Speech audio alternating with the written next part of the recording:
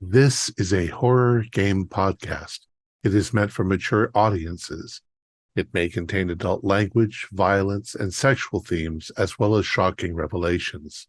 Viewer discretion is advised.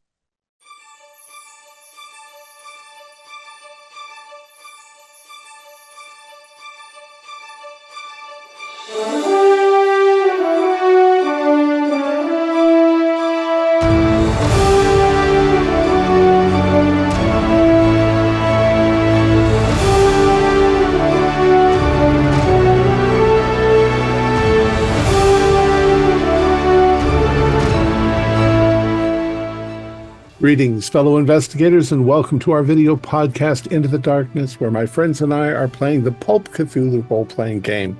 I'm your host, Thom Raley. The campaign is Two Headed Serpent. It was written by Paul Fricker, Scott Dorward, and Mathew Sanderson. It's available directly from Chaosium and also from drivethrurpg.com. It ranks among the best campaigns ever written. This will be the second run for our channel, and the first time running it for me. I am the Keeper of Arcane Lore, and this is episode 1. Before we begin, I really don't like asking for favors, and as a courtesy, I will only ask this first episode. We rely on your support to pay for things. We are a club of players and GMs who dedicate a lot of time to bringing these wonderful stories to you. We now have over 1,700 videos covering over 400 different stories, and we're not planning on stopping anytime soon. We have a Patreon site where you can help us out. Just a few dollars a month is all we ask. There is a QR code on the screen and a link in the description. Your help will be greatly appreciated. So without any further delays, let's begin our journey into the darkness. The date is March 15th, 1933. The Chacao War between Bolivia and Paraguay is in full swing. The two countries are fighting over contested territory, which is believed to be rich in oil. Your mission is to deliver medical aid to civilians caught up in that war. Caduceus flew you to Anuncion, Paraguay. From there, you have traveled north about 450 miles via various modes of transportation. Your current mode of transportation is a caravan of pack mules. It's been a long, uncomfortable trip, but the best guess for your arrival in Bombarumi, the village where the aid camp has been set up, is a few more hours. Along the way, you've gotten to know one another better. It's hot and it's humid, and now it's close to noon. Your caravan has stopped under the shade of the arboreal canopy to rest and get something in your stomachs. Your team leader, someone who you've gotten close to in your travels, is Dr. Arturo Ursini, a handsome man in his mid-30s. He's a man who seems to face uncomfortable hardships with jovial optimism. But he wasn't so happy about bringing you on this mission. His argument to Caduceus was that it was too soon. But the higher-ups decided to throw you into the mix and see what you're made of. Dr. Ursini has done his best to reassure you, but part of him seems to be holding something back. It's a little cooler here in the shade, and you've learned to relax whenever you get the chance. There are sandwiches and water from your canteen. You have been taught by Dr. Ursini that alcohol causes dehydration, and you don't want that during the middle of the day. Here, it's reserved for the cool of the evening. What are you guys up to? So I think Buzz Bellamy, Jack Buzz Bellamy, goes by Buzz, is testing out. He's a tinkerer, comes from New York where he's a mechanic, always worked on cars his whole life. So he tinkers a lot. So he's come up with this contraption, knowing he was going to the jungle and didn't want to tire his arm out swinging a machete, that he worked on this little spray pump with this mixture of chemicals that will, when sprayed on foliage or vegetation, will dissolve that, but it has like no effect on like humans or animals. So I think he's testing it out a little bit on a little spot of ground brush or something off to the side, pumping it up, spraying on it. Yeah, the only problem or difficulty in it is that it tends to make the ground slippery Yeah. if it gets on the ground. But other than that, it seems to, I don't know, break down the bonds in the plant material, and it just sort of sloughs into a goo as Yeah. it goes along. So he's got What's the little rest? piles of goo everywhere. How about the rest of you? Fern's sitting on the ground with her back against a tree trunk. She's munching on a sandwich, and she's noticed a few of the weeds, and she's picked a few and has her journal open. She's making notations and just studying her surroundings.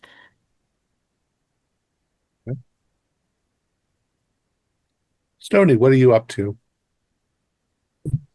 I'm a little ways from Buzz.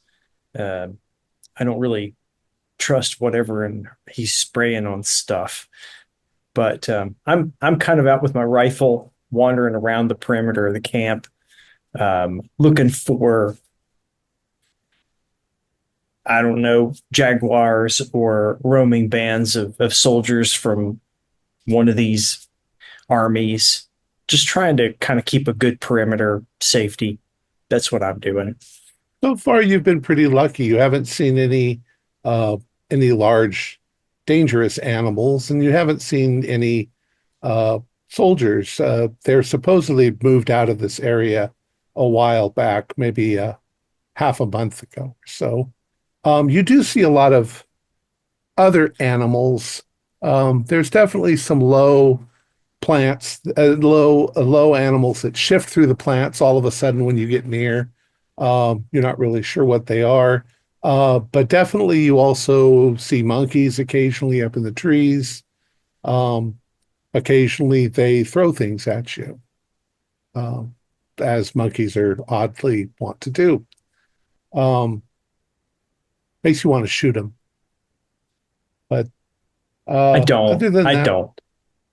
other than that, it's the forest itself, the jungle is noisy. Uh, Morning, noon, and night. It's a cacophony of chirps and whistles and howls and all kinds of noise coming. And if it wasn't for the fact that you guys come from New York, that much noise might have bothered you at night. But in this case, you've kind of learned to suppress the sound in your own head. How Well, about you, Dr. Lloyd? Oh, go ahead. to be perfectly fair, the sound of an occasional fire siren is rather different from cries and squeaks and caws and whatnot that can be rather startling. I was very surprised to find that something that I feared was a large mammal was in fact a small bird, just with very capacious lungs, apparently. When we stop to rest, I try to sort of eat quickly and then clean things off. I find that the combination of the dust from the trail and the humidity makes things rather unpleasantly untidy, and keeping one's gear in order, as I found in the Great War, is of first importance. Yeah. Yeah, So it's hard. Things get dirty pretty quickly. each time we get back on the mule caravan, my boots are clean, and 15 minutes later, they are, of course, begrimed yet again. But we maintain the battle. Now, it's not just you. There are a number of doctors and nurses that are with you.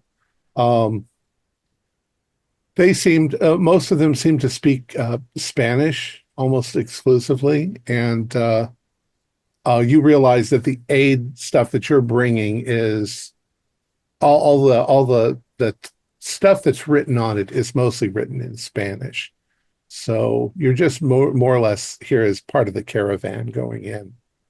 They seem to know what they're doing and what they're carrying. There's probably 8 or 9 mules that are packed with all kinds of supplies and things. And Um, happily, many medical substances have Latin names to one degree or another, which I can follow. And penicillin is the same in many tongues, more or less. So it's not like I'm prone to make a disastrous mistake should I aid in treatment when it comes to that point. Gustav, what are you up to? Um, I brought along some cheese for the journey for myself, some very nice cheese. And I'm just eyeing the last piece that I have left after all this traveling. And I'll eat it and I'll hungrily watch towards where all the drinks and everything are kept for the evening, seeing if I cannot maybe sneak, a little something out for now. I don't see why not. You've been warned that the alcohol might dehydrate you. But I mean, if that's what you want to do, you're an adult, you do what you want. Okay. Well, After you've sat there for maybe 10 minutes or so, Dr. Ursini starts moving over towards where you are. And he gives you guys, I guess you'd call it a look of resolve at that point, And when he sort of catches your eye, he smiles. And then he indicates for you all to come over under the shade of a tree, like he wants to talk to you. So he takes you over under the tree, and you can tell that there's concern in his face, but not like he's angry or upset. He's just figures it's about time. And he says, okay, so this may be a breach of Caduceus protocol, but damn it, you deserve to know what you're involved with. I would have rather kept you out of it for about a year as we, trained you up. You really shouldn't have been on any mission like this until you were brought into the inner circle. Anyway, Caduceus does legitimately do all of this humanitarian aid, but they're much more than that. See, there are far more dangerous things in the world that need tending to. The real reason why I have, and for that moment, time seems to stop as some of you are splattered with red blood as a bullet passes through his head and splatters you with brain matter with such force that he is knocked off of his feet onto the ground.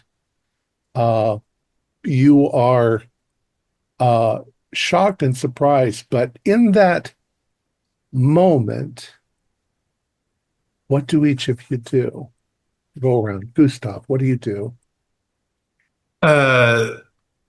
yell out in shock, Ursini, Ursini, and I'll get down on my knees and check if he's okay. I know he's, Fern? Yeah, not, but Fern, what do you do? I think Fern just kind of hits the ground and then is looking around to see if she can spot where the bullet came from. Yes, you see there are 3 soldiers. They're about 200 feet away from you on the edge of the clearing, and one of them has his rifle raised. Obviously, he just fired. The sound of the crack didn't get to your ears for a couple of seconds until after, poor Dr. Arsini hit the ground. Jack, what are you going to do? I think there's definitely a moment where Jack is just like in shock, like a half a second, and then he just more falls to the ground than jumps to the ground. Dr. Harrow. Yes, I go down on one knee, plunge my hands into my medical bag, draw my 38s, and prepare to fire upon these miscreants. Do we have any idea what sort of uniforms either side of this conflict are wearing?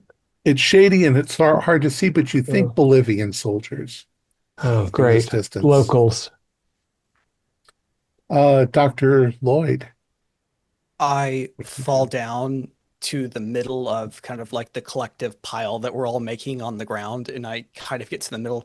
I pull out a handkerchief and I imagine I'm smearing like blood, sweat, all of this over my face, just trying to get it off, and just like panically doing that and just getting low and just trying to make myself hard to be spot. Blood and little chunks of bone and brain matter. Yeah. Yeah. And I imagine it's Stony. just like a pink like mist that's kind of just like as like the Yeah. sweat's all mixed in with it. It's just all over his face, and he's just looking shocked and like a scared rabbit and looking around at everybody for help.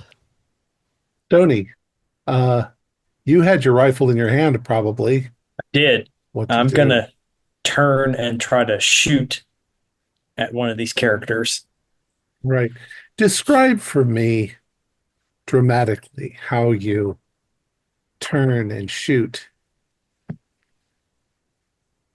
So I see the blood splatter, and it's kind of all this is in slow motion as far as I can tell. And so it hits me, and it just sort of does something in the base part of my brain, and I just react. Instinctual military training from back in the Great War, and I just turn and immediately fire without even really thinking about it. Okay. Those of you who are firing your guns, fire your guns. Go ahead and roll.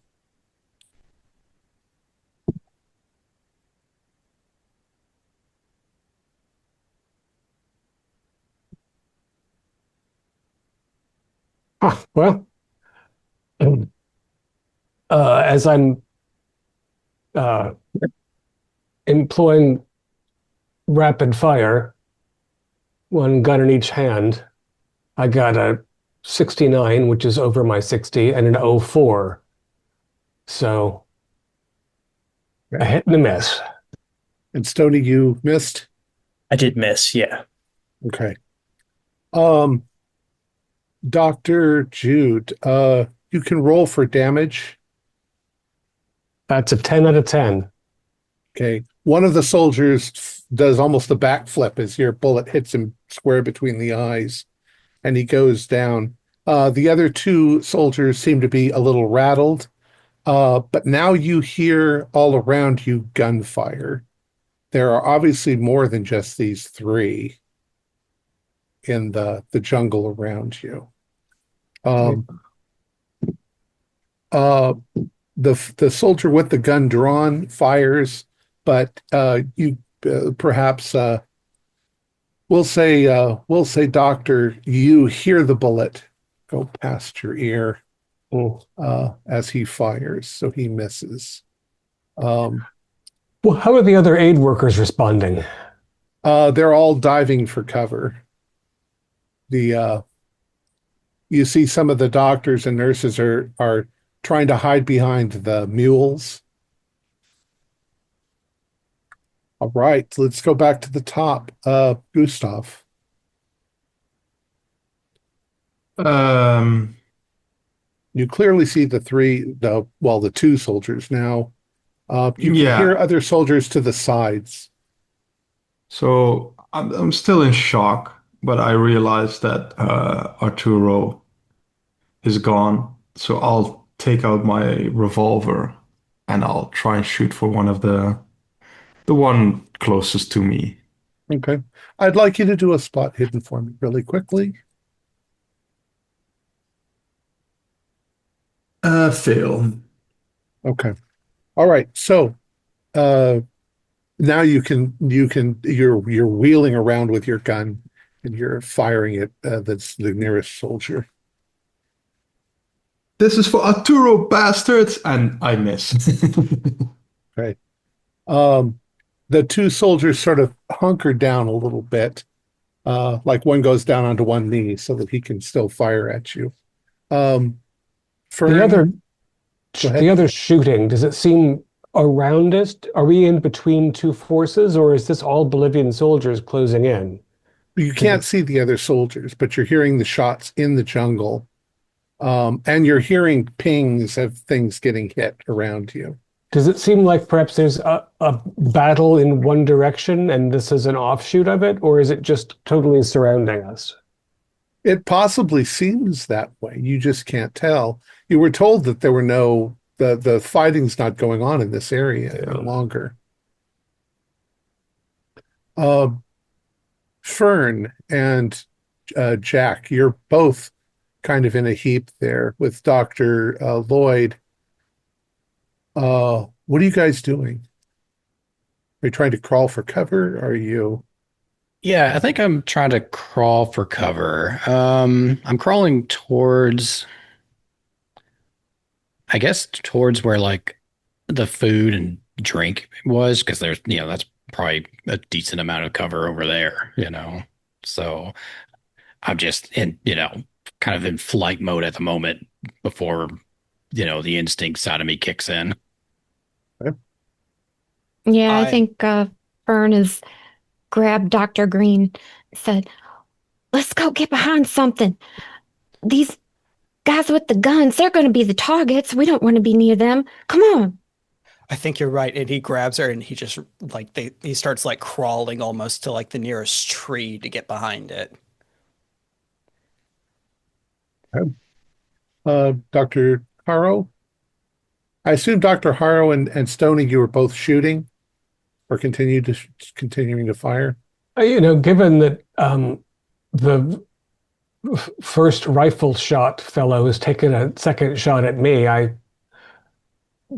am not going to give him any respite. I'd like to maybe go for central body mass instead of head, so that I can possibly ask if this was intentional or not, if they last that long. Right. But immediately, I'm interested in not being shot. However, I failed twice. So I guess they've reduced themselves, so it's harder. I'll remind everyone you have luck. Awful lot of it. 88 and 91 seemed like a sign. Okay. Yeah. As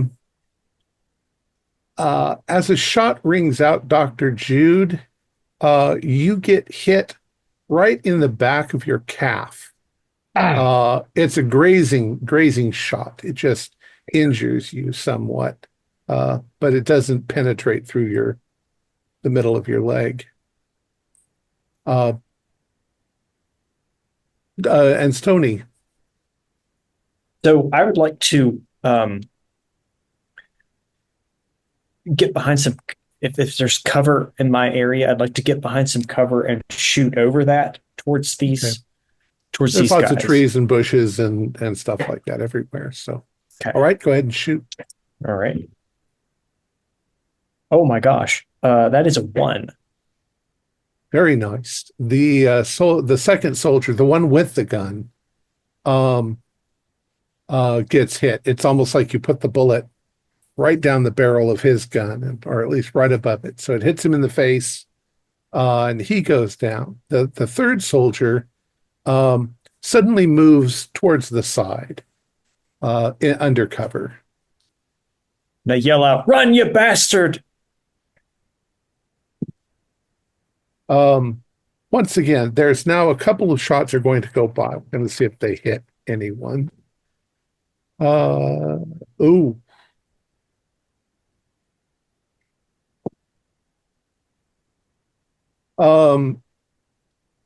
Fern, you feel something. It almost feels like a punch right on the back of your shoulder, and you realize that you've been hit. Do a 1d4 of damage. 4. Okay. That one misses. Misses. All right, we'll come back up to the top again. Gustav. You now can see There are a couple of other soldiers in the jungle. You can see them clearly. And they're not with us. How are they like enclosing in on us, or Yes, they're what's their coming movement? forward. And Okay, I'll just whoever, if they are where the largest group is, I'll just fire 3 shots at the closest person from. okay. So that's just with a penalty die for each shot, right? Correct. 95, 99. My malfunction is at 100, so. And 35, so that's a hit. Otherwise, Okay. Um, so roll what is that? A 1d8?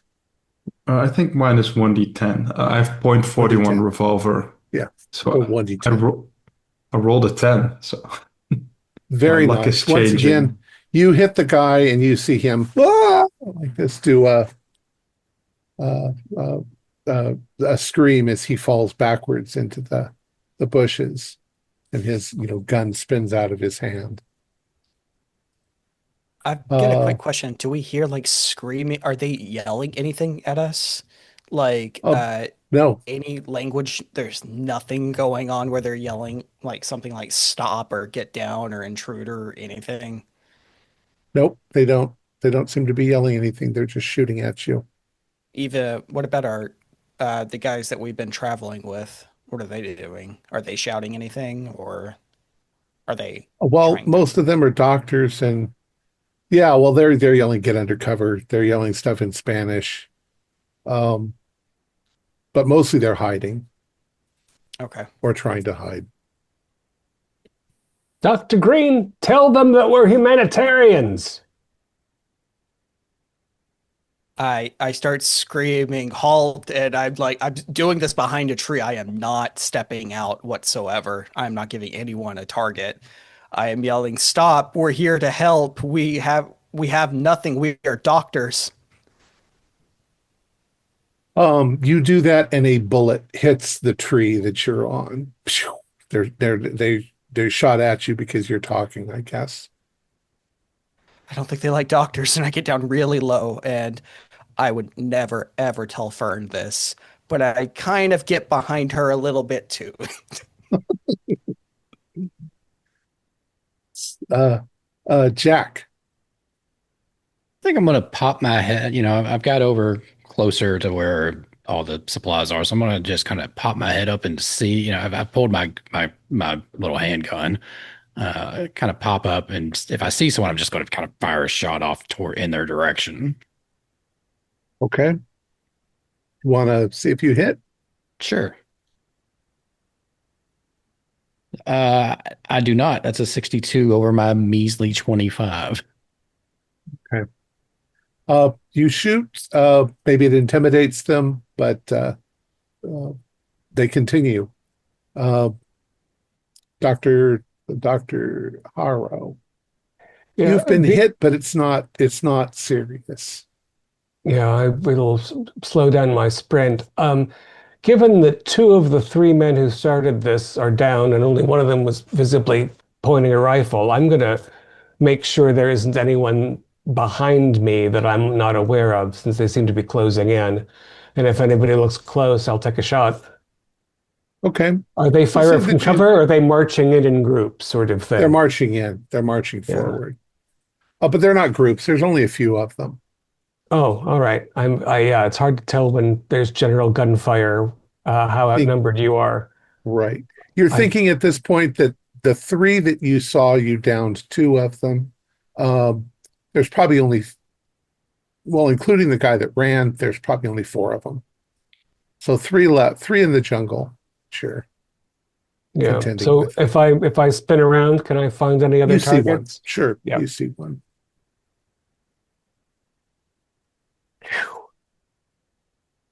These dice rolls. All right, I got one hit, one regular damage. Yep, damage. Suitably only a 3. So Okay. I winged somebody back. You hit one in the leg, and he drops to one knee and says something to one of his companions. You hear him yell it. And then he starts to try to limp away to the side. Stony. So when I see the guy go behind the tree, I just get up, scramble, and go after him. Okay. So you're running forward. You sprint forward, and as you get to about the spot where they had been standing, you see the two Bolivian soldiers lying dead on the ground. As you sort of see where the guy had run,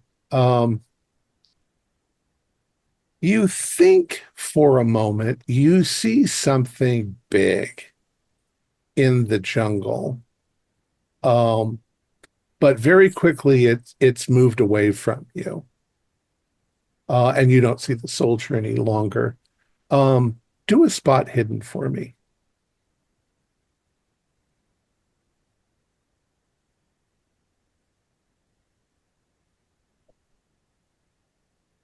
I am going to. I'm going to spend 7 luck to pass that. Okay.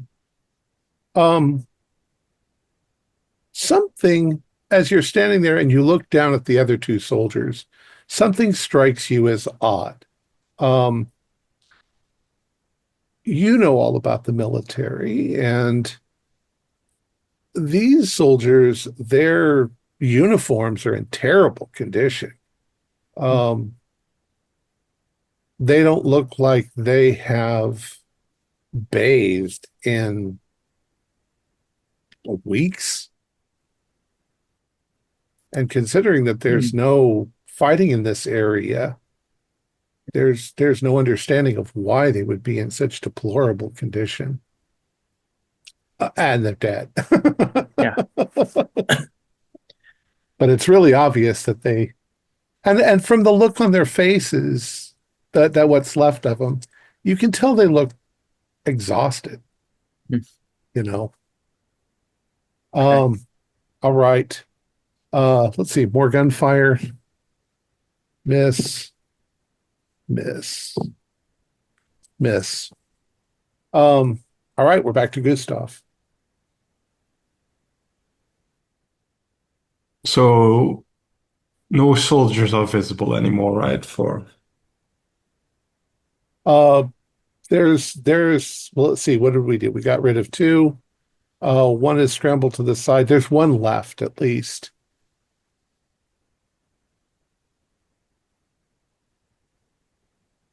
I'll try and shoot at his leg or something. Okay.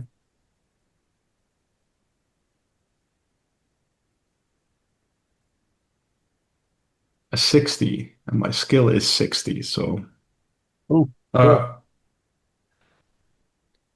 Do some damage. Yes. 4 points. Okay. You hit him right in the thigh, and he goes down, and he starts to try and sort of crawl away, but he's not moving very fast. And at that point, all the soldiers, the gun firing has ceased. Wherever you're hiding, Green, we need to interrogate these sons of bitches. And I'll advance on the one who was trying to limp away with both of my guns drawn so that he realizes that he has no escape. You just kind of see like 2 little eyes like peek out behind like a bush in a tree just to see if it's safe.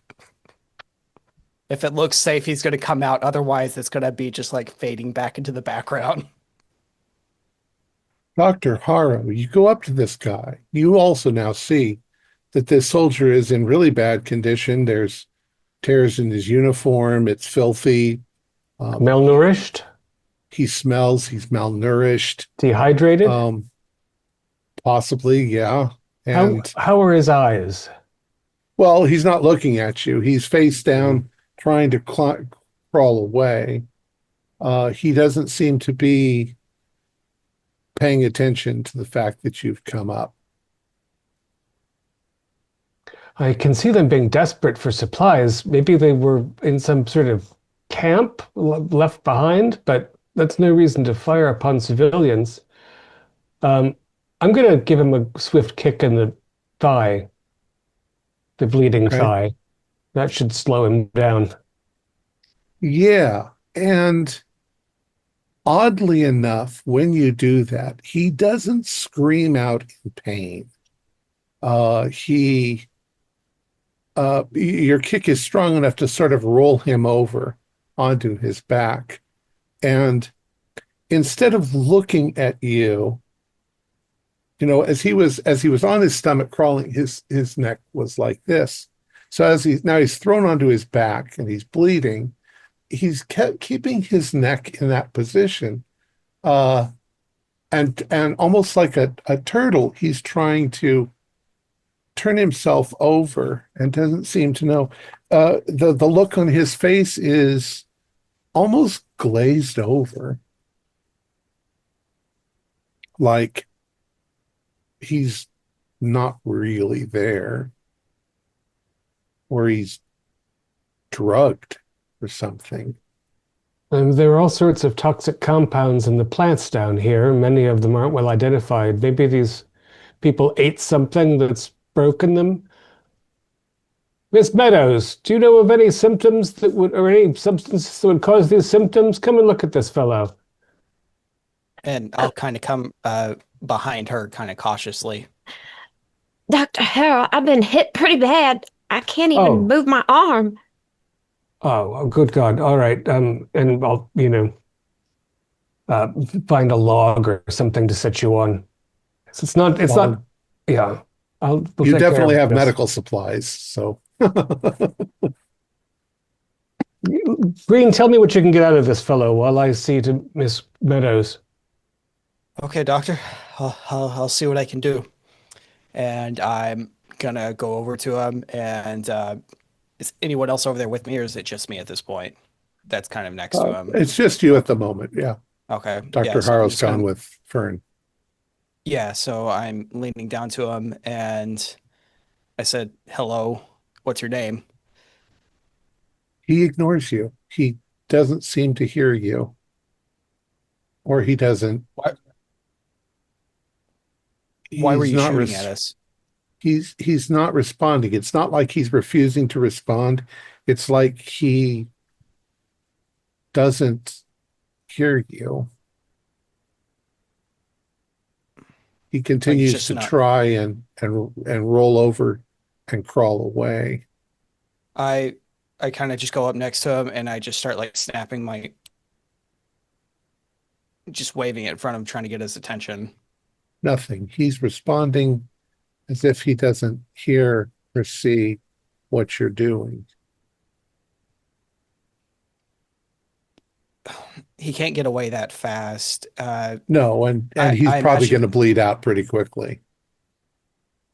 I kind of want to pat him down to see if I find anything on him.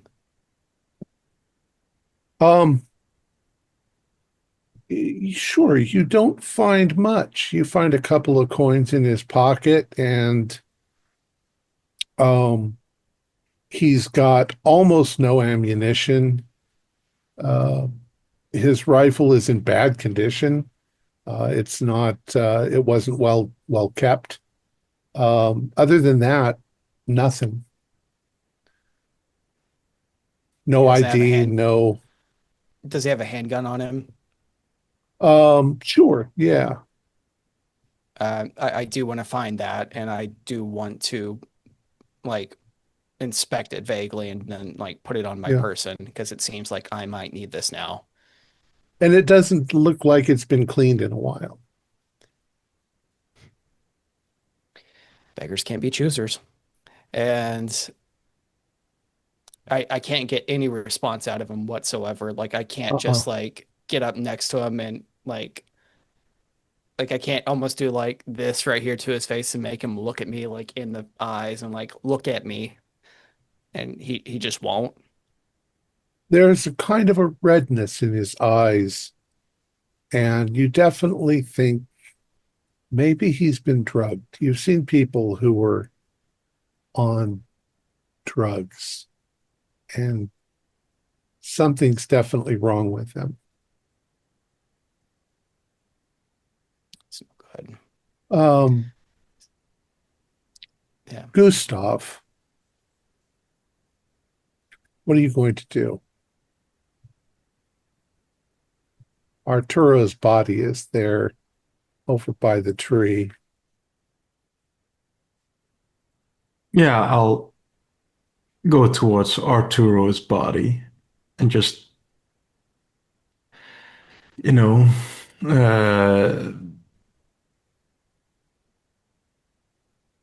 The horror is that his yeah. face is relatively intact, wide-eyed, and looking at you as you're coming towards him. Of course, the side of his head is. Oh, I assumed that there was nothing left. Oh, if he's wide-eyed or something, I'll, close his eyes and say some last, just talk to him a little.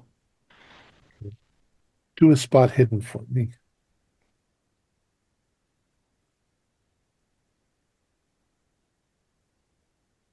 I'm not gonna spend 47 luck. What else do you want to do? Just, I don't know, probably. Oh, he was gonna tell us something, right? And we were close in a particular kind of way. I'll see if I can find something in his like breast pocket or something that could explain what is going on here. I think he wouldn't mind if I did that. You open up his breast pocket, and there is a brown sort of manila envelope. Almost like the size of a folder. It's been folded up and tucked inside. Inside of that, you find a small drawn map and a couple of envelopes.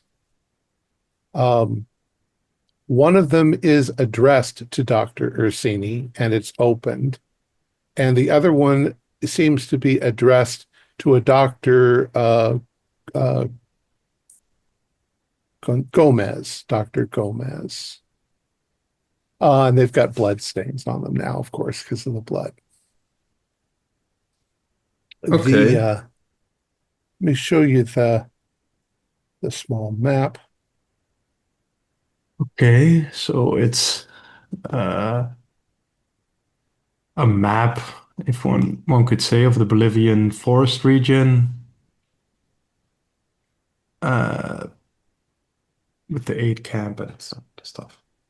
And the other two are two envelopes. What did you want to do? I kind of want to open the one to starting with the one addressed to Dr. Arturo. Yeah. Okay. You reach inside and you open it.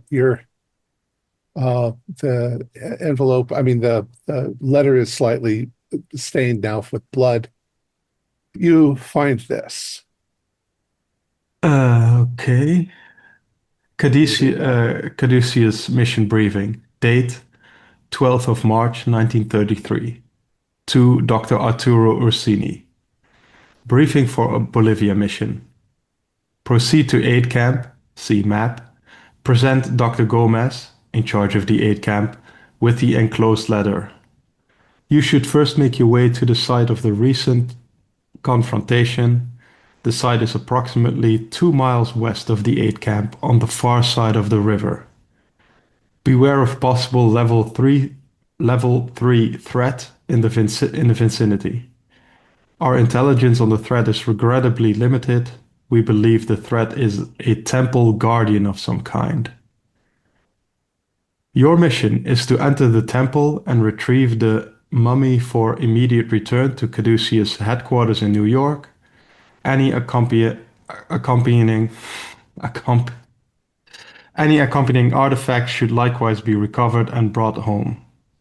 Your team of specialists is very able, but new to the job.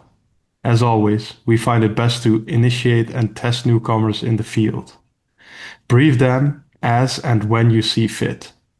We will expect a report on the individual team members on your return. You have proven over and again that you can keep your head when those around you are losing theirs. We have every confidence in your abilities. Regards, Shapiro. So I'll not open the Dr. Gomez letter. I think whoever is close to me, I'll share a little bit of what I just learned. I'm probably pretty close to you. I didn't wander off anywhere. Actually, I probably stood up once the gunfire stopped, grabbed one of the some of the alcohol. What is the alcohol like? You tell me. Okay, a little bit. Probably just a bottle of whiskey and just take a quick drink out of it. He's still holding it as he walks over towards you. He sees, that you have something from Ursini. What have you got there, Gustav? It's a letter from the Caduceus headquarters for the mission briefing for Dr. Turo. Now, Seems that take it and look at it as you're talking. Yeah, it vaguely.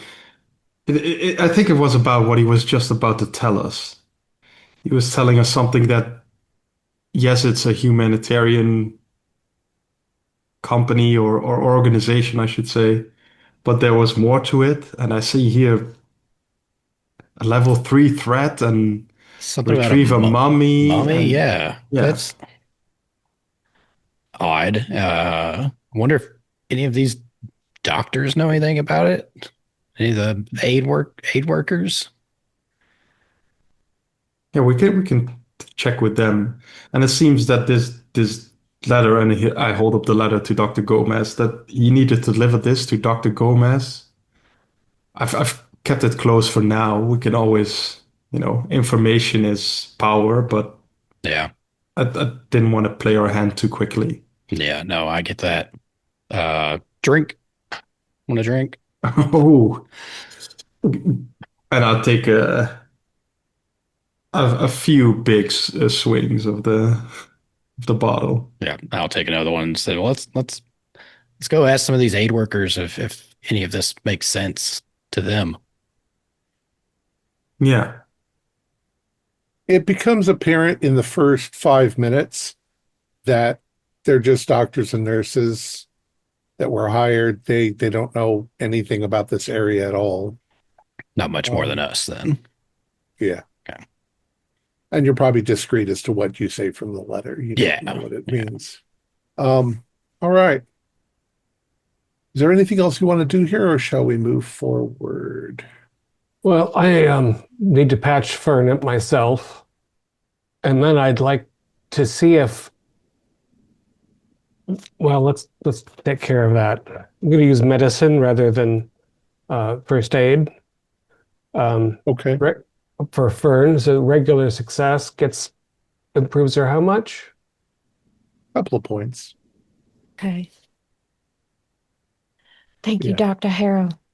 I never been in anything like this before. No, nor should you have been. Pretty nasty business as far as I'm concerned. Somebody else was shot too. This was shot. I've got a nick You've in got my a leg. nick. Yeah, I probably just wrapped that up while. Right. Yeah. So I'm going to attempt hypnosis. So one guy got hit in the calf and the other guy got hit in the thigh. Our thigh fellows who Green was trying to talk with, probably while I was bandaging Fern, he lost. Bled out. Yeah. Is the other guy still breathing? Yeah, but he's gotten farther into the jungle. You don't think he's going to make it either, but um, he's, I guess, less. It didn't hit an artery, Right. so he's probably grabbable. Yeah, I just want to see. I mean, assuming that Dr. Green is described as we coordinating, Dr. Green's described his blankness, which I got a little bit of. I just want to see if hypnosis will affect it. Okay. So I can affect some degree of healing potentially. We'll look at it. Oh, that's an 80. So I'm going to assume that between his injury and his condition, my condition and language, that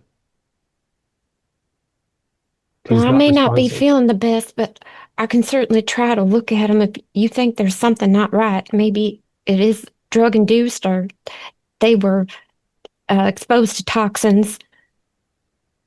Well, Seems, you know, it definitely looks like something like that. That maybe toxins or something like it.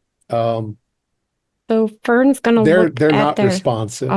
well, if she studies their fingernails around their mouth, she's looking for discoloration. If she Pharma, smells their breath, can she detect anything? why don't you do you have a pharmacy or I do. I have 50 in pharmacy. right? 38. Um, you give him as thorough an exam as you can, considering that he keeps trying to just walk away from you. But you don't see any other than slightly red eyes, which could be a result of lack of sleep. Um, he doesn't seem to have any pharmacological problems. Uh, his eyes aren't really dilated. Um, but he seems definitely, I mean, he acts like somebody who's been lobotomized. No, Dr. Harlow, I'm not seeing any effects of drugs. At least I can't discount it, but I'm not seeing anything physically on him that I could point a finger at. the condition of their uniforms, their unresponsiveness. I'm surprised they could actually affect such a powerful shot on Dr. Ursini because they seem to have very little functionality up there. I guess we'll let the poor fellow wander off into the jungle and die. Uh, and then we'll bury Ursini and send the rest of the aid workers up to the aid camp while Do we you ford the river. do you think it would be a good idea to maybe check the other soldier who you're just gonna let wander off into the woods, maybe pat them down, maybe they have something on their person that might indicate their motives, why they're here. I assume he's unresistant keeper to checking his pockets, and we find Cor- lint and Correct, but you don't find anything more. whatever. If they were given marching orders, they were verbal. Has They're- Tony shared much with us about when you You're went all after back the together, one? Wilson. Okay. Yeah, I've come back over to the group, and you know, yeah, I saw something out there. I didn't get a real good look at it, so I don't know what it was, but it was pretty big. Like a jaguar big or bigger? Did I get a sense of how big this was? Could have been Jaguar big. Maybe, maybe not. I'm not, like I said, I'm not sure. I just kind of got a glimpse of movement more so than anything else. I I mean, don't, there are lots of big animals in the forest, but they would have been scared away by the gunfire already, right? I would think so. It was moving pretty quick, so I figured that the gunfire had got it worked up, and maybe that's what was causing it to run away, but something out there. Yeah, doctors and nurses are pretty much terrified and traumatized at this point. They're afraid there might be more soldiers. I'll go by some of them and try to calm them down and get them organized and like, make sure they pack up everything and get them ready to move. Was Ursini the leader of this group, pretty much? Like he was giving the Pretty much. directions towards the camp, everything towards everyone. Yeah. Should we Yeah. nominate a new leader? Well- Someone in charge, or someone to at least give orders to the masses to help them, well, stay in line. We can travel with them for the first bit, right? But I think Dr. Harrow said we should ford the river and send them on towards the aid camp. I mean, it seems as though this letter to Ursini, we're the new recruits, and our job, Ursini's job with our assistants, was to retrieve a mummy from a temple. Why are we here for a mummy? Well, that's what we don't. And did any of you ever, did Ursini ever mention a Shapiro before? I don't think No. so. No, don't sound familiar to me. You can all do, call it intelligence.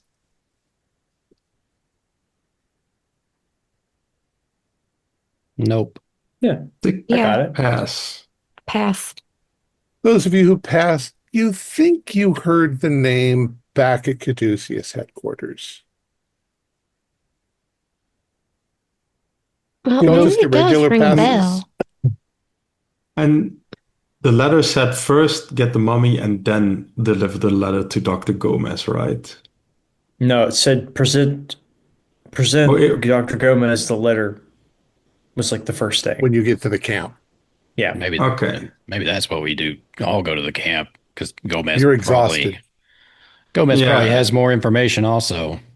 Yeah, that sounds fair before we go traipsing off into whatever. Just get some info first. Well, according to that little Information map, is knowledge. does it look like we're, what, 3 miles from the camp? Thereabouts. Yeah. And so, Stony, do you suppose the thing you saw moving in the forest was a temple guardian? Well, no, I don't know. I don't know.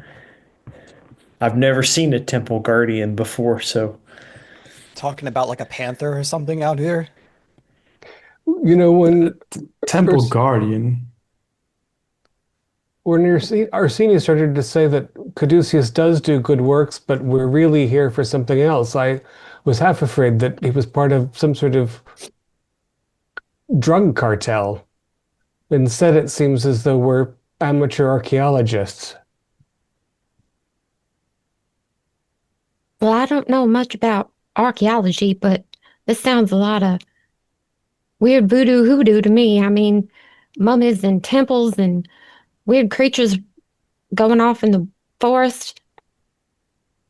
Do you think maybe we could find a little bit more information by going through the rest of his personal effects? He won't object. You guys did bring packs with you, and Dr. Ursini's pack, along with yours, are on one of the mules. Yeah. We Do you can go through his suppose- pack. Give We us should- more. You I'm know, sorry. should we? I guess we'll take his body back to the aid camp and bury it there. Perhaps Dr. Gomez wants to say a word or something, and then we can continue our investigation.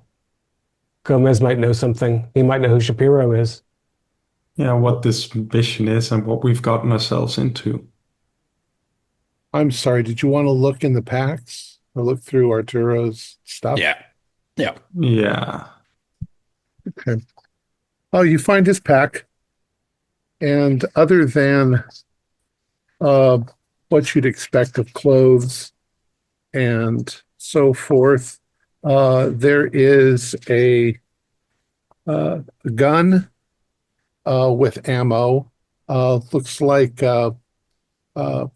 Colt 45, I'm sorry, it's a semi-automatic. And there's 3 sticks of dynamite as well. Having that.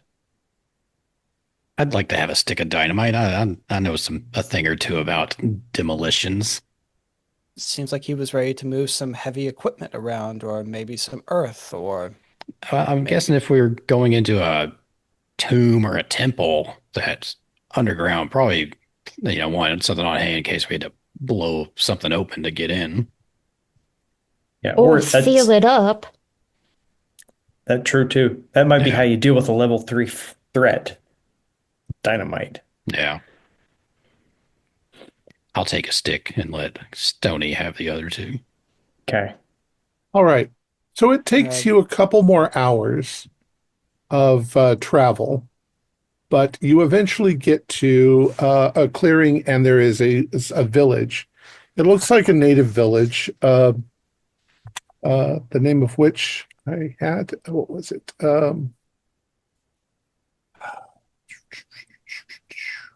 Bambarumi? Bambarumi.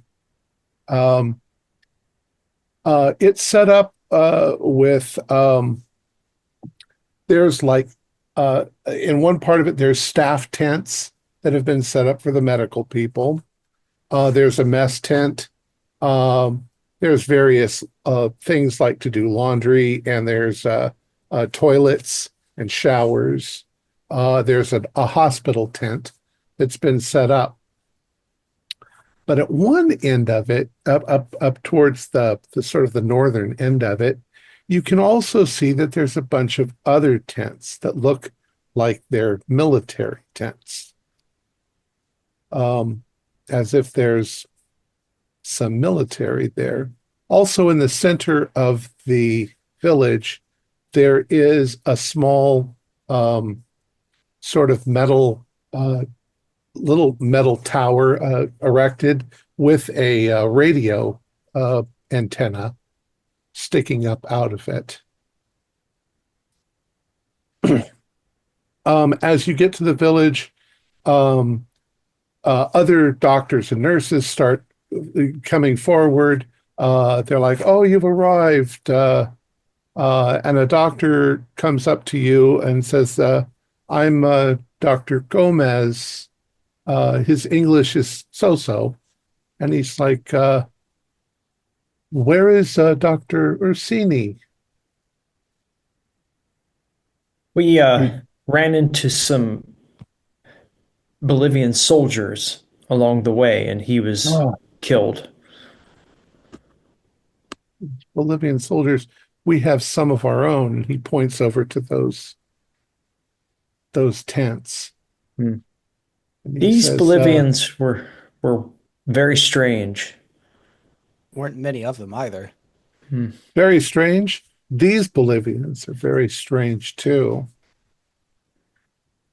Do any of them have unusually red casts to their eyes? I don't know. We don't do anything with them, and they leave us alone. So they stay where they are, and we stay where we are. But they all showed up a couple of days ago, and They didn't tell y'all what purpose they had of setting up camp over there? a bunch of them go out every day and start and go off into the jungle, and we don't know what they're up to. They leave a couple of guards. It's communicated with them whatsoever. Not really. And they haven't asked you for anything, not resources, not anything. Well, I mean, they're taking some of our food, stuff like that, but like I say, as long as they stay in their camp and don't do anything weird, we don't bother them. They seem to understand that we're just a hospital camp. They don't seem to bother the locals much either. So assume you have some burial services here for Dr. Arturo. That's a terrible shame. Love to He's a see him good get man. in. Yeah. He had a letter for you on his person. Oh, Do you have it, uh, Goose? Yeah, and I pull out the letter and I'll hand it over. okay. All blood spattered and like looking ugly. Blood spattered, but sealed. We He he opens it up and he says, this is from Shapiro. Um, I guess I guess Dr. Ursini had brought you here to do something. He doesn't say what, but he says that we're supposed to cooperate, give you anything you need. Good. Um, he hands you the letter. 12 March 1933. Dear Dr. Gomez, we hope that all is well at the camp. This letter should be handed to you by Dr. Arturo Ursini, a trusted member of our organization. He and his team have important work to conduct in the vicinity of your camp. Please extend to him and his team your support and hospitality. I trust the additional staff and supplies that he brings will prove useful. Yours sincerely, Shapiro. I'm sure, Dr. Gomez, we won't need anything in particular from you, at least at first. Tell me, how well do you know this Shapiro person? None of us met Um, him ourselves. well, I've never met him myself. He's just one of the big shots, I guess, at Caduceus. Hmm. We've gotten information from him in the past, just on. We knew that you were coming, uh, but and we occasionally get a communique over the radio from Caduceus, though we haven't in a while. Buzz, how fancy does that radio setup look to you? Yeah, I've been eyeing it. Does it look pretty high tech or pretty Not, I mean, standard? you'd know it. It looks like a ham radio setup. That's something you definitely could know how to do. Yeah. Nothing spectacular about it that I can see. I'll get into its guts a little more later, see if there's anything, but I think it's just your normal ham radio. It'd be useful to boost it if we need to talk to somebody in New York. I can make that happen for sure. Right, because now that Dr. Rossini's gone, what are we going to do? We don't know anything about this mission. Yeah, give them an update. And I'll look towards Dr. Gomez and ask him, but have you ever heard of a level 3 threat? I don't know what you're talking about. I figured as much from the letter, but just checking, checking. Is he telling the truth, or does he look like he's like hiding anything from Do you want to us? do a psychology roll? Okay.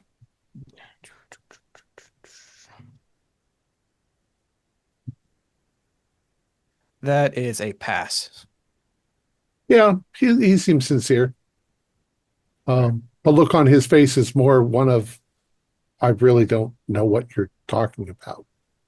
What is that? Well, let me introduce you around, and he introduces you around to the other people, the other unimportant people in the camp. Here I've got a picture I'll show you really quick of the camp itself, which is pretty much the way I described the layout. Some of the village houses and the ruined ones, that's where the soldiers are all encamped. Oh, they're right in us. Yeah, they're not far from maybe 60 or 70 feet away. And you say, Dr. Gomez, that they're sending out groups of a half dozen at a time and you don't know what they're doing? Don't know what they're doing. They go out and they come back late in the evening. Kind of look at Dr. Jude like, what do you think chances are they're looking for where we're going. I think. Yeah, that's the feeling I get. Yeah. So we'll probably want to make sure that we're not followed. Discreet. Yeah. Yeah. Do any of you think it would be wise to perhaps tell them of the misfortune that we've ran across their comrades? Or I'm sure someone in this camp is going to happen to mention that there were a few soldiers out there that took shots at us that mysteriously came up dead. Do you think it would be better they heard it from us now? Mm, Mm, I don't want to tell somebody that's maybe in leagues with people that shot at us that those people shot at us. So maybe just let them hear it through the grapevine. It's my Right. thoughts. If the doctors and stuff here don't even feel comfortable going and talking to him, I don't know if I feel comfortable going and talking to him. I have a feeling that, like ants, they'll go and retrieve the fallen of their comrades and maybe chop them up with their mandibles and make use of what remains.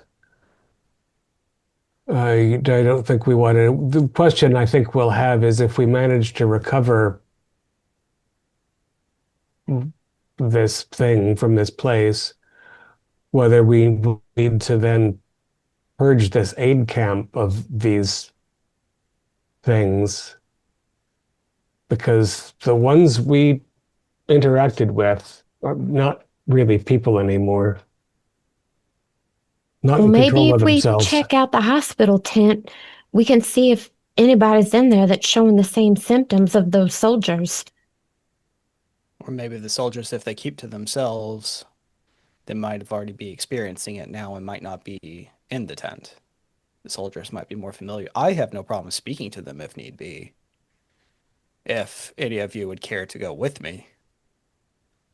And would you say we ran across some of your comrades in the forest earlier? They fired upon us without warning. We killed most of them and left their bodies for jungle creatures to eat. I mean, it doesn't seem like a very friendly overture. Maybe we mentioned that they might have fell upon hardships. I'm not sure. Maybe they killed themselves. We heard shots off in the distance, and we're not entirely sure of what happened, but a few members of our party were screaming, and then we came across their bodies ourselves. We didn't necessarily see them. I'm unsure, but Well, then you better hide me because I still got this bullet hole in my arm. Yes, we should change your dressing shortly. Dr. Green, I'm of the opinion that we should not make them aware of us any sooner than necessary. Again, Buzz and I suspect that these little missions they're going off on are in search of the same artifact that Shapiro wanted Orsini to retrieve. Better they think we're just more aid workers. I can throw on a decent disguise. I'm pretty handy at disguising myself. I can see if I can dress up as one of the Bolivian soldiers and just go through the tent, see if I can find like a mission briefing or something. It's a hell of it's a hell of a brave idea. We certainly have some of their ragged. I mean, we didn't bring any of their ragged uniforms with us, but yeah, that would be the hard part, getting a uniform. How's your Bolivian Well, there is Spanish? that laundry. Maybe we can go check out if they're doing it over there. My Bolivian Spanish is poorly would be an overstatement. It's worth I noting. can help you get by. A few Well, common phrases. Did we check out like their uniforms? Are their uniforms as frayed as well? Did we ask already, or from these Bolivian soldiers? I only asked about their eyes. I didn't ask about their uniforms, but they didn't set up tents. They moved into ruined huts, which doesn't sound good. Can we see them moving, Keeper? How do their uniforms look? From where you are, you can see that there are two soldiers that are standing near the front of the camp as guards, and they don't seem to be moving much. They're standing at attention, and yeah, you think they're pretty filthy. Dr. Green, in addition to Spanish, aren't there some dozen or so indigenous languages spoken in Bolivia? Uh, More or less. There are just the more well common. Not everything is necessarily known. There are the secular tribes that could be out there that have their own way of speaking. There could be like common phrases that are used. There's any, for the most part, if you can speak Spanish, it's well enough to get by. Right, that's the lingua franca. I feel like we should lick our wounds, bury the doctor, have a good night's sleep, and try to ford the river tomorrow, unless we want to go home and forget about this whole grisly matter. Well, I Uh, definitely feel we should try to get a hold of this Shapiro. I would second that. I say that we use that radio over there and try to get I'm a gonna go hold of mess around with Caduceus. that radio, see if I can get the signal boosted. And if it's any help, I will help. I'm not sure how easy it'll be to navigate through the channels of what's going on, especially if I'm not sure how well do you speak Spanish, Jack? I know a little bit, just what I've picked up, in our time down here and a little bit back home. Not a whole lot, but I figure I'll get it running, then you can do the talking on it. That works just as well. I assume Superior speaks English, so Yeah, probably. Letter come from New York, or well, it probably wasn't addressed. Well, you've determined that Shapiro works at Caduceus Yeah, in New so it York. probably came from headquarters. Yeah. well, Yeah, yeah, there'd be a return address on the envelopes too. They were that. But as for right now, should we just set up our accommodations, make ourselves at home? I don't believe we'll be leaving anytime soon. Yeah, you have tents of your own. Maybe there's two people in a tent. Um, you meet a couple of the other people in the tent that are somewhat on the more important side. Dr. Gomez, who you've already met, he looks like he's about 35. His first name is Raphael. Um, you very quickly realize that he's a devout Roman Catholic. So the burial of Dr. Ursini and the rituals around that he's on that. Um, he also gives you the very strong impression that he really doesn't like the soldiers in the camp. Uh, you meet Dr. Nahi Suna, 28 years old. Um, she tends to gush a little bit about Caduceus. Oh, the wonderful humanitarian aid that they're doing. And, we appreciate the risk that you've taken coming out here. And I know it's been horrible, but these people really need our help. They don't have anyone out here. They get all kinds of diseases. Um, and there's a male nurse, Sergio Lorenzi. He is a veteran of World War I. He's an older man, and he's somewhat quiet. He doesn't interact. He's does his job, but he doesn't seem a happy fellow. Of course, this is a horrible situation. And then there's a very nice woman, a nurse, Elena Bari. She's younger. She's a little plump. Um, and she seems a little unnerved. Like she's not happy to be out here. She's afraid of the danger that's all around out here. She definitely doesn't like the soldiers.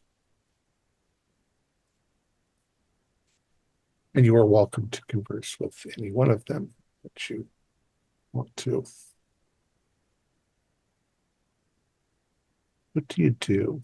Oh, you've gone over to the radio as well. So Yeah, I'd drop my bags off, and I think I probably have a just minimal set of tools, pretty good, catch-all tools that I can do a lot with that I take with me over to it and get to looking at it, see if I can find a way to kind of boost the signal on it, improve it any. Well, the signal would be boosted if you could get the antenna up higher. It's already fairly high, but the tower in the middle of the town or in the middle of the area is, I'd say about 30 feet high. If there was any way that you could improve that height, you would get better reception. But other than that, the radio is it's a radio. You know how to operate a radio. Yeah. Okay, what's up? What do you want to do? Well, Fern is going to ask. I don't know if she should ask the doctor or the nurse. I'm more interested to talk to the nurse, but I want to say, oh, Nurse Barry, I got shot pretty bad, and Dr. Harrow patched me up some, but I might need stitches. Is there something you can do for me? Yeah, I'll take a look at it, she says. Let's let me change your dressing and see what we can do. You're lucky it went clean through. It didn't hit the bone. That's good. Yeah, it was right scary. I never been in this situation. Yeah, this is a scary area out here, I'm not really sure why I volunteered to come out here. I guess I thought I was doing the good thing, but everything seems so strange. Do a psychology roll. Oh, I have no. Nope, it's way over. Well, I could spend the luck, I suppose. I could spend the luck. I can do it. I'm going to spend 29 luck to make it a pass. Okay. Big spender. Mm-hmm. As she's patching you up, she does some odd things. She works on your shoulder, but you feel her hand come up and she bends your ear forward and checks behind your ears. And she keeps talking, and as she does, she one hand comes up and touches your face as she's doing it. At first, you think, doctors and nurses are touching you all the time. But it doesn't seem like she would have any reason to do this, except that she seems to be looking very intently at your face and your eyes and your hairline as she's working on your shoulder. And then she seems to relax a little bit as she's doing it. But something going on with my head? Oh, nothing. I'm sorry. I didn't mean to touch you inappropriately. I was just checking to see if you had any insect bites or anything like that. Oh, The that bugs makes around sense. here are pretty bad. I And didn't think you know immediately that she's making that up on the spot. But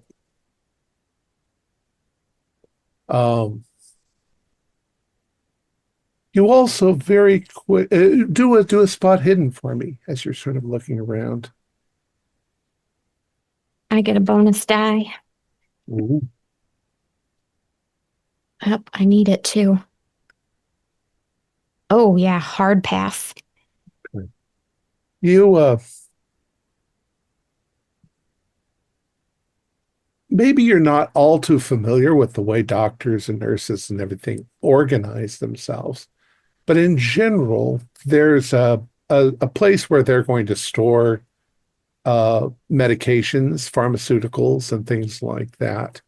You glancing around her tent, You do notice some spent vials of something that would be used like laudanum or something to calm the nerves. Um, you think she might be self-medicating. You don't Oh, really see it in her movements, but mm, she's she's disturbed by something. All right. Who else? Let's see. Dr. Lloyd, what are you doing? Well, I want to check on all of the other doctors to make sure that they have made it here safely, and to also check on all of the equipment that we brought, all of the medication, all of the aid, all of the drugs. I just want to make sure that everything got here safely. Yeah. And I am going to go over there and do my best to do so, to speak with everyone, to check on everything. Um, that's what I want to do. So in the process, you begin to realize that there are two different, um, I'll say classes, but I don't really mean classes. There's the doctors and the people in the camp that are sort of running it, and then there are the villagers that this is actually a part of their village. Okay. Okay. The villagers, you quickly learn, are called the Guarani The people, Gore. and most of them do not speak Spanish. They speak Guarani, their own language, which is language that developed here in the jungle. Um, there are, of course, a few of them that do speak English. They speak Spanish. Um, one of them is Giorgio Guerrero. It's a hard name to say. Giorgio Guerrero. It looks like he's about 42.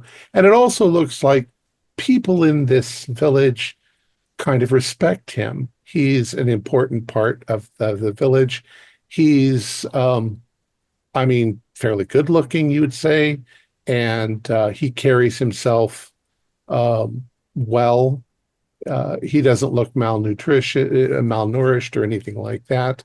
And he seems to know the way things run in the town. But that's all with a smile. People like him, people smile at him, and he will, if you need a translator between English, Spanish, and And the Guarani. Guarani, he can do that for you. Okay, perfect. And as I said, I also want to check on the equipment and the medicine that had come through here. I want to do a double check on it to make sure everything had made it here. And if also at this point, I would like to see, looking through everything, that it is just medicine Yes, and indeed, some of these. it is all just medicine and people's personal effects. Okay. Is there someone who's in charge of such as all the medication, everything like that, or is it Dr. just pretty much Gomez is in charge of the camp. okay? And So, okay. Uh, and I imagine he also has an inventory list of everything that came through. yeah, the nurses try to, yeah, they keep all of that. Okay. Yeah, there seems to be everything made it. Okay. Perfect. I also want to go up to Dr. Gomez and speak to him and see if it's possible if we could have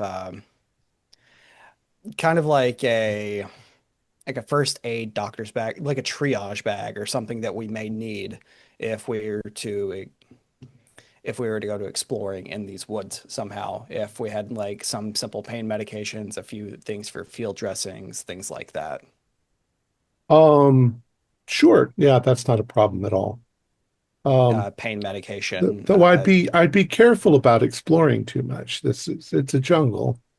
It's dangerous. You don't want to go out there and break your leg because then nobody will be able to find you. Well, I understand. We don't intend on doing much, just a few things and trying to see necessarily what we were brought here for, but it won't be much in that realm. He puts Do you happen to together have? a Go ahead. I want to make sure that there are like stimulants in the back. Like cocaine is widely available at this point. I want to make sure that there's anything that will help keep everybody going. Like there is no instance when someone's going to fall over and be unable to go. So just a pretty good like Okay. a So drug bag. he puts together a medical bag with all those sorts of things in it. He also puts in a number of vials of snake antivenom. He said there are a lot of poisonous snakes in the area, and you don't always get the chance to get back to the village. So you probably don't know how to administer those. You should send your doctor, Dr. Harrow. He'll know what to do. Oh, I'm collecting all of this for him right now. Oh, excellent. Yeah. So he gives that all to you. Stony, I'm you wanted to. curious about our neighbors, the soldiers, and I don't want to engage with them at all, but I do want to get in a nice position where I can sit and watch their movements. I know you said that there's only like two here right now, but eventually they'll come back to camp, and I just want to observe them. All right. So as you sit and you observe the two that are standing there, I don't think you would, I mean, you've been in the military. You know that guards get put on guard duty, or soldiers get put on guard duty, and it can be pretty grueling. But the only time you've ever seen real solid discipline was like the British beefeaters that are guarding the castle, in England, that stand there unmoving for a long length of time. But you think that they only have like maybe half an hour or an hour stretches before they're replaced, and then they're constantly being, so they can do that sort of thing. Normally, when you're on duty and you're guarding, you're keeping an eye out, but you're trying to keep somewhat relaxed. You're not standing at attention, right? Yeah. These two guys are standing at attention. And for, you look at your watch and time it maybe 10 minutes. They don't move at all. They don't shift their weight. Something seems really odd, and they certainly don't talk to one another. That's weird. They don't even look around. Their eyes are focused forward. They're not looking at you. You're not sure they're looking at anything except just straight forward. Am I close enough to get a good look at their appearance as far as their clothes? Do they look as shabby as the ones we saw previously? Indeed, they do. Okay. You can see smudges of dirt on their skin. And they look like they're really trying to keep their eyes open. They're definitely bloodshot. But the weird thing is they don't move. Yeah. Okay. I'll just sit there a little bit longer, and then eventually I'll get up as it gets near dinner time or something. I'll head back to the mess hall. Okay. Gustav, what were you doing? There was also a quiet person, right? Not saying much. Yeah, In the that's tent where what was his name again? Sergio Lorenzi. He's a nurse. Oh, Sergio Lorenzi. I'll go up to him and offer, just not saying anything, just offer a swig of my flask. He looks you sort of up and down and shrugs his shoulders and takes a sip from your flask and goes, "Well, thanks. It's No nice to know problem. that somebody around here has manners." Uh, well, I try my best. You seem pretty absorbed in your thoughts. Well, I mean, you know, there's hard work and then there's this. This is, you're constantly being afraid that something is going to come out of the jungle like those fucking soldiers and do something. And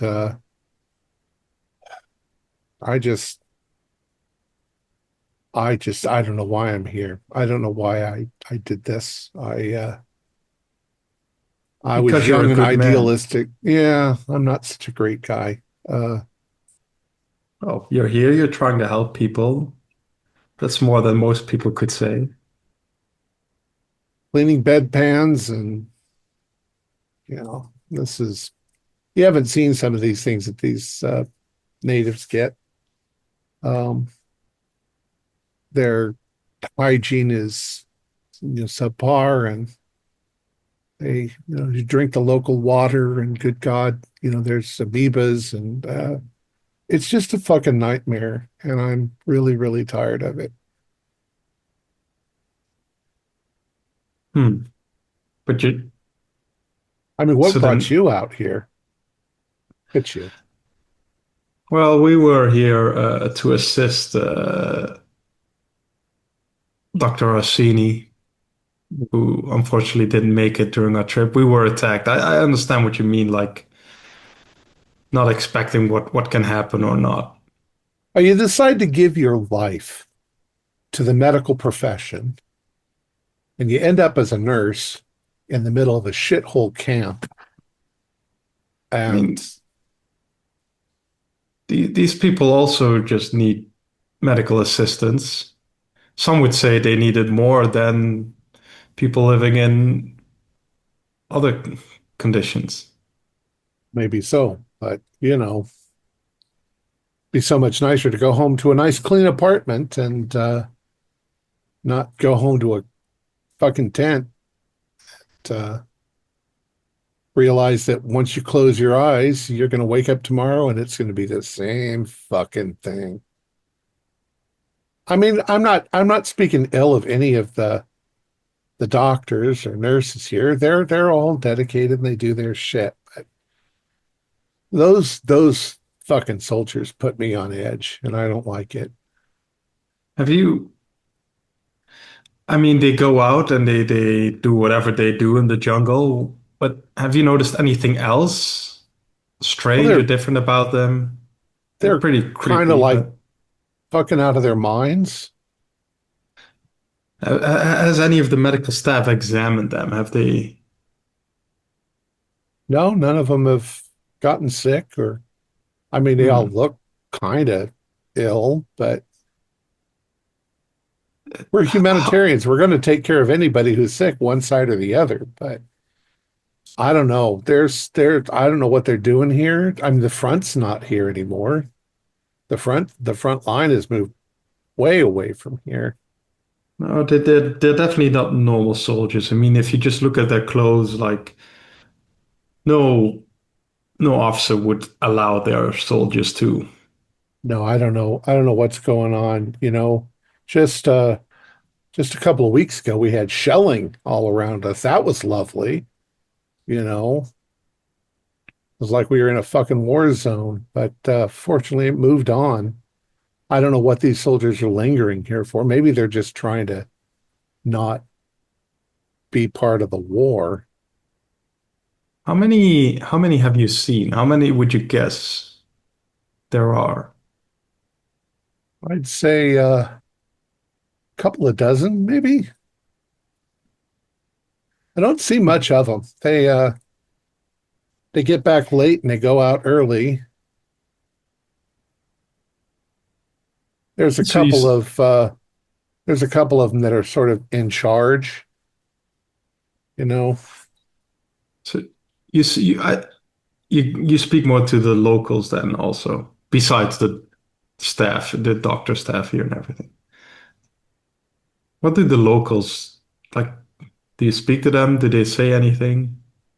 Most of the locals don't speak English or Spanish. Um, but they're nice enough people. They're simple people. They've lived here their whole lives. This is their whole world.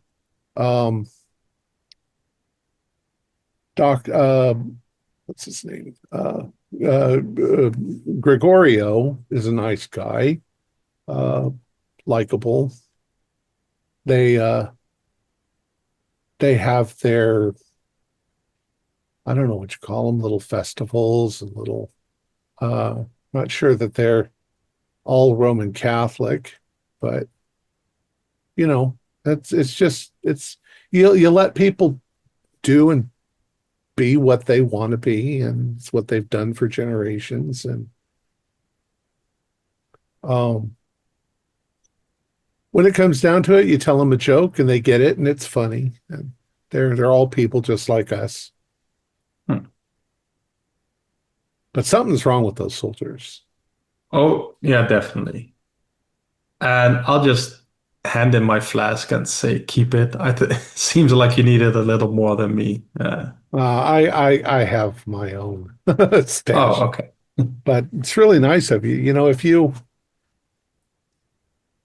I mean, if you when you go back to wherever you came from, I don't know how long you guys are going to be here, but I might just go with you.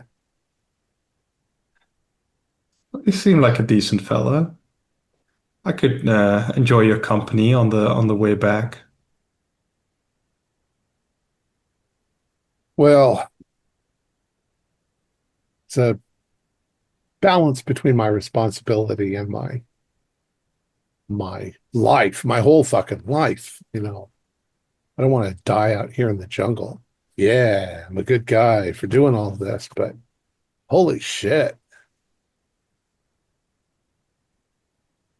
Let somebody else, somebody younger do it.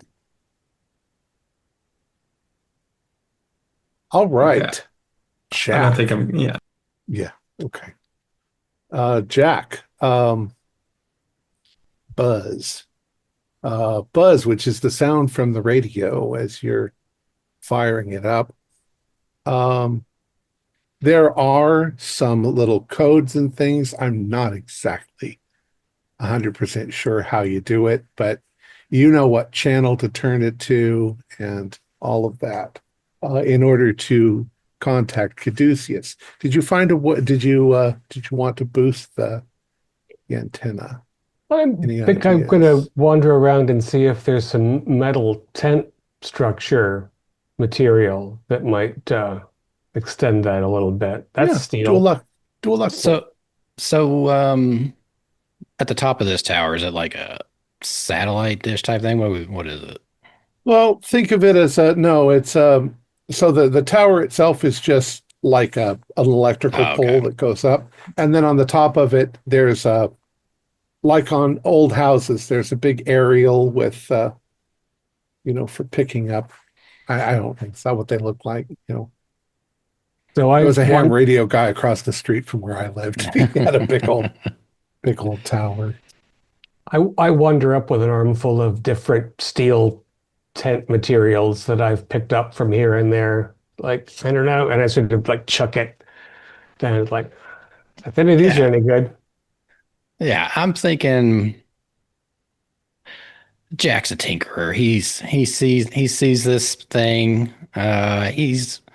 He knows it has to be extended, but that's not enough to make him give up. So he's gonna, look at the pile of scrap that's been brought over. I think he's probably found a radio. He's kind of ripped some wires out, just or something. He's ripped some wires out of that didn't seem to be being used, and he's like, "Yeah, I think this will do." And he looks up and it's like, I'm gonna go up there and I'm gonna get this thing boosted one way or the other, and I won't come down till it's done. So I'm gonna gather up the stuff, like tie it up and start climbing the antenna. Doesn't look like lightning. No, So do an appropriate roll. What would that be? Let's see, tinkering or Mechanical repair, maybe, or mechanical repair. okay. Oh my gosh. I'm gonna spend the 24 luck to make that a success. I wrote an 89, and I need to get down to All I think right. it's 24. All right. So and God, and everyone's Doctor spending luck. Dr. Harrow, are you working with him as he's Yeah, I'm assisting. all right? So you're kind of turning the dials as he's fiddling with the aerial, and then all of a sudden it comes in really crystal clear.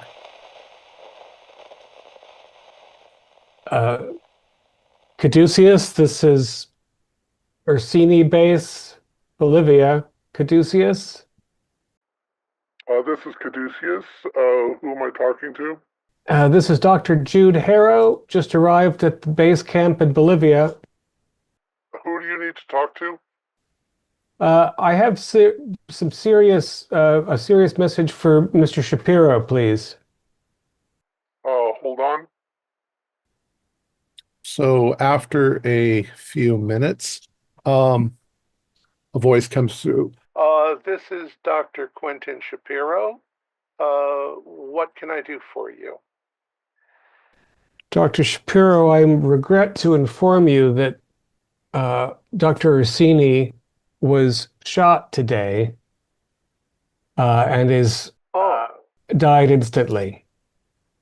Oh, that's terrible news.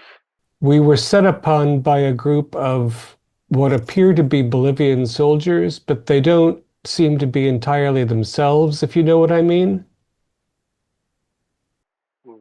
No, not really, but okay.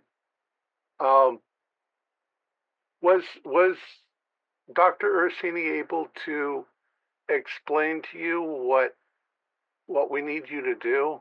He seemed to be about to bare his chest in that regard when the attack occurred. So we only know what's insinuated by the letter he received from you, which survived him. Oh, okay. Well, you've probably guessed that our organization is a little more involved than just humanitarian needs. We use our humanitarian goals as a cover sometimes when we hear that something needs to be looked into. I don't know how to put this to you, but there's some pretty weird things in the world that we need investigation. We don't just need soldiers. We need heroes to go take a look. You all came highly recommended by Dr. Ursini. He saw qualities in you that he thought would be really good at doing this. Well, I'm sure you know all about my background, given that circumstance. So you understand that I'm not unwilling to believe that there is more on Earth than is dreamt of in our philosophies. No. This may be on a level possibly beyond what you have imagined in the past. See, there are sometimes threats, not only to individuals, but to all of humanity. And in this case, we suspect that might be the case. Let me give you some of the details. Are you alone, or are you there with the others? Buzz is here, and I've been waving over at Gustav. Gather him around. So I'd say that you should always proceed with caution. You should always keep yourself ready for trouble. That's just in general for any of this. But all right, back in March, about March 4th. What is it currently? The 15th. Back on March 4th, when the Bolivians and the Paraguayan people were fighting in that area, apparently one of the shells hit something, and we think that it is part of an ancient temple that's there. And we think that something in that temple was released. This is going to sound odd the way that I say it because we don't really know either. We suspect you're there to find out what's going on. There are some ancient legends about a temple, and there's something inside the temple. We couldn't think of any other word to use but a mummy. It's the remains or the thing that's left behind. So we'll just say mummy, okay? That doesn't mean like an Egyptian mummy all wrapped up with stuff, but a mummy. Only it's not dead. A living mummy. We need you to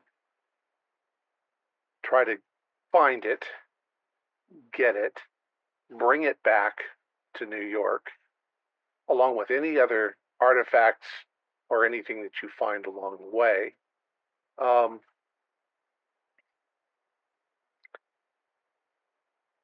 And the reason why this is urgent is because Caduceus has enemies. And the enemies also will want this. And we need to get it before they do. Yeah, well, we believe that that's why Dr. Orsini was killed. Again, these Bolivian soldiers don't appear to be themselves. Is it possible that when the shelling occurred, some soldiers were contaminated by this site in some way? I don't know. I didn't know anything about soldiers acting strangely, but it certainly is possible. And there's also something about a legend about a temple guardian, which we don't know what that is either, but be prepared. Be prepared for something big and dangerous. So be well armed. Level 3 out of how many levels? Oh, level 3 threat. Out of 5. And one is... But realize soldiers aren't even on the threat level. So level 1 is guerrilla, and level 5 is... Yeah, well, we don't want to go into that right now.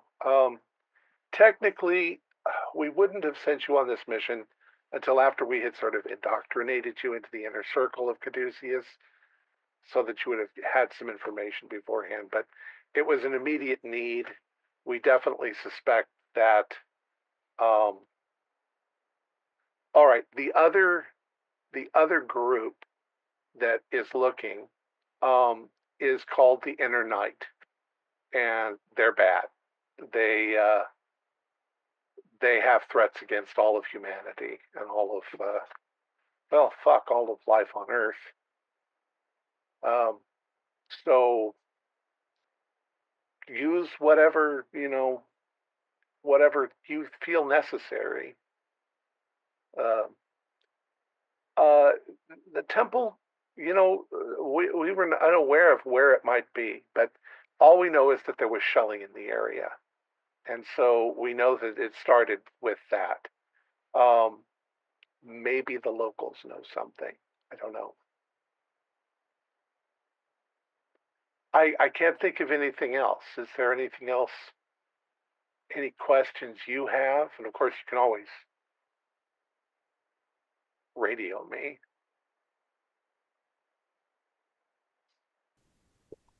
Ms. Meadows, Mr. DuPont, Dr. Green? No, You can use that camp as your headquarters. Um, most of the people at that camp, in fact, now that Dr. Ursini is gone, probably all of them uh, are not aware of this aspect of caduceus.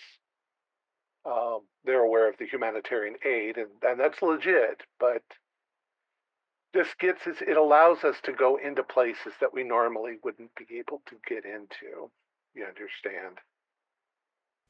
How are we to get this back to Caduceus headquarters, though? Well, I mean, kind of reverse direction from the way you came. Once you've got it secured, you're gonna have to take it back to Annuncion and fly it back to us. Is there any sort of way to identify members of this inner night? Do they tattoo lightning bolts on their earlobes or something useful? I don't know. I don't know enough about them. But they're a dangerous group. So just keep your eyes open for them. What about other members of Caduceus? If we happen upon them, or how do we know that? Well, we have other teams, but none of them are in your area. So if anyone shows up claiming to be Caduceus, red flag, automatic inner night. possibly. Now, I don't think that Inner Night has any idea that you're actually out there. They don't know that we're looking into it. They probably don't know that the camp has anything to do with Caduceus either. So be cautious. You say there are soldiers acting strangely, keep an eye out. Careful of what you say. Copy that. All right, if there's nothing else, keep me informed of what's going on. I'm so sorry about Dr. Ursini. He was a great member, a great handler.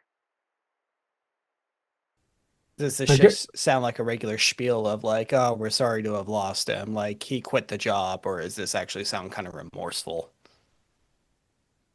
Do a psychology roll. It's hard to tell over the radio, but Okay. Strong signal then.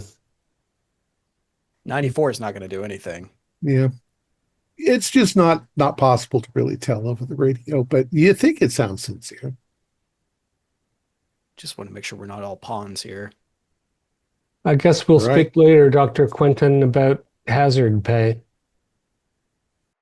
Oh yeah, don't worry about that. You guys will be fully compensated for anything. And to be honest, try to do a good job. I mean, there's other threats in the world. Hmm. All right, over and out.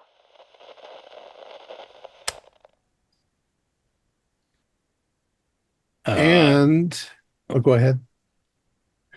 Anybody else questioning why they send a team of rookies? I mean, if they have their own people already, Dr. Green, I'm not sure we're not pawns, I think. I'm not quite sure.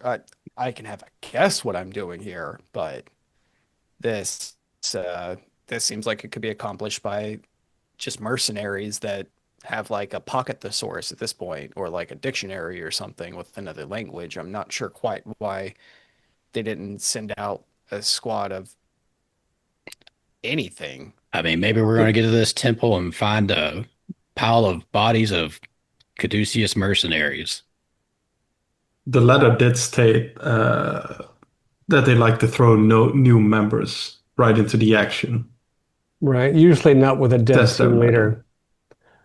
They were probably expecting that Ursini would be around to hold our hand. I will say that That's pretty awful planning on their part for one person that sent into the middle of an area full of conflict. What happens if he steps on a landmine? and Well, there's no fallback. Well, Arsini chose us with some care, I think. It's not as though he randomly grabbed a handful of people to fly to South America and assist. I mean, we do seem to have a considerable set of skills between us.